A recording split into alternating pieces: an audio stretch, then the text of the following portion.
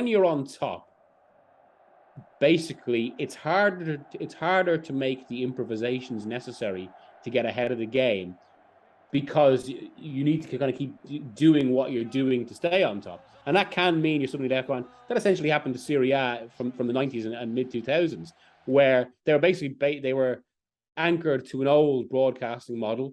The Premier League's new broadcasting model, allied to a few other advantages, suddenly saw it streak ahead, especially in terms of kind of the international broadcasting contracts and the money that brought in. And ultimately in football, it follows the money in that regard.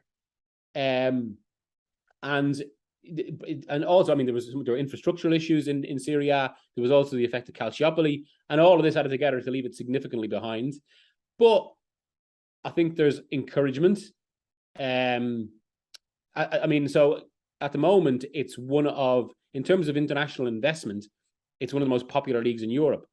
So like at the moment, there's a bit of a kind of a gold rush from America right now, because so many American billionaires and consortiums are looking to invest in football, that basically there's been a realization that football is not just the most popular sport in the world, but one of the most powerful cultural forces in the world. So essentially, they're trying to get in on that. Now, the first port of call is obviously the Premier League, but there are only so many Premier League clubs to go around. And already we have a lot of US owners. The next one they look at is Serie A, given that the main clubs in Italy can't be, the main clubs in Spain can't be bought, and the Bundesliga has a 50+1 rule. So they're looking to Serie A. And now already 40% of the teams in at least top two divisions are owned by US owners. And that investment is starting to change things. A lot of these ownerships follow the German recruitment model and football model, which means high pressing, lots of youth. It's a move away from kind of Italy's traditionally maybe cautious defensive tactics. And I think that is starting to change the complexion of the league. Milan are actually one of the teams leading the way, in that they've got one of the youngest squads in the league.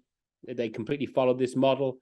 And I think Serie A, at the very least, is in an interesting place going into the next few years.